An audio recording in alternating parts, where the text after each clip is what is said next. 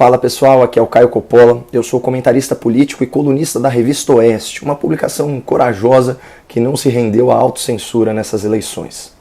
Estou passando para deixar um recado público ao senhor Lula da Silva. Por isso, eu conto com a sua ajuda para compartilhar esse vídeo e fazer a minha mensagem chegar ao nosso ex-réu e provável futuro presidente. Lula, parabéns por enganar tantas pessoas por tanto tempo. Mentir é uma arte e o senhor demonstrou inigualável talento. Até por isso, nós não nos ressentiremos com seus milhões de eleitores. Afinal, entre eles, há milhões de vítimas. Democratas que somos, nós pagaremos pelo pecado que não é nosso e, comprovada a lisura dessa eleição, acataremos a aparente vontade da maioria, reconduzi-lo à cena do crime. Contudo, Lula, saiba que nenhuma maioria tem o poder de tornar o errado certo. Assim como uma eleição não tem o poder de reescrever o passado. As vantagens indevidas existiram, as condenações existiram, e o senhor não é, nem nunca será, inocente aos nossos olhos. Inocente, senhor Lula, é quem não cometeu crimes, não quem se livrou da justiça. Aliás, falar em livramento, antes do Brasil se livrar do PT, lá em 2016, a economia chegou a encolher 7%, quase 3 milhões de empregos formais foram extintos, mais de 60 mil brasileiros eram assassinados por ano e as empresas estatais eram antros de corrupção e fontes de prejuízo. Mas agora, Lula, a sorte lhe sorri mais uma vez. O senhor receberá de mão beijada um Brasil muito melhor do que o país em crise que o seu partido quadrilha entregou ao povo quando foi expulso do poder há 6 anos. Apesar da pandemia, da seca e da guerra, hoje a nossa economia cresce com responsabilidade fiscal, preços sob controle e geração de emprego. São 5 milhões de novas vagas com carteira assinada desde 2019. Segundo o IBGE, o desemprego formal e informal recuou quase 30% de lá para cá. É o menor índice em 7 anos, com a maior população ocupada já registrada. 100 milhões e 200 mil trabalhadores ativos. A Previdência, principal responsável pelo déficit nas contas públicas, foi reformada e os gastos com funcionalismo diminuíram pela primeira vez. As empresas estatais saíram do vermelho e ano passado apresentaram lucro recorde. 187 bilhões de reais. Só a Petrobras contribuiu com mais de 230 bilhões aos cofres públicos, isso por meio de impostos, dividendos e royalties. Não se ouve mais falar em corrupção e má gestão nas empresas públicas federais. Até os portos se tornaram lucrativos.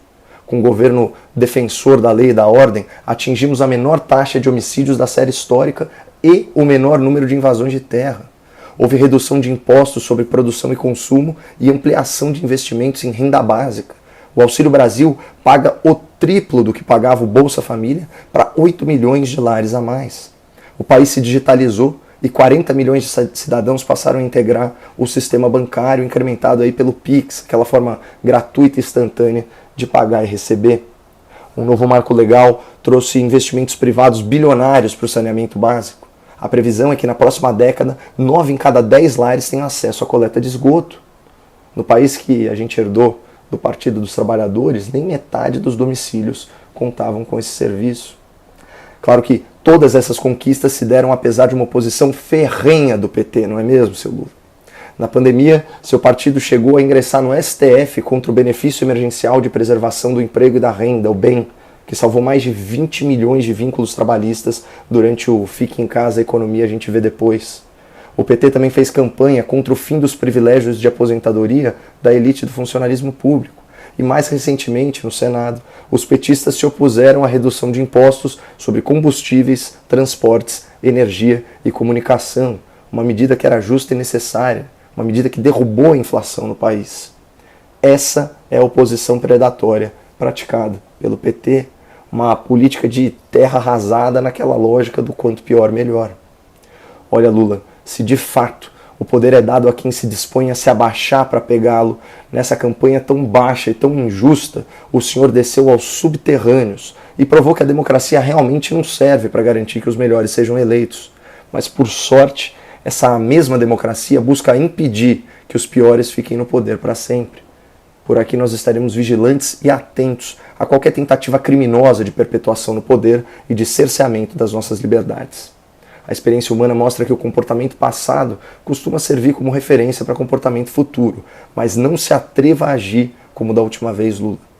O senhor pode até está de volta à cena do crime, mas encontrará uma enorme resistência patriota se quiser retornar a maus hábitos. Cordialmente, Caio Coppola.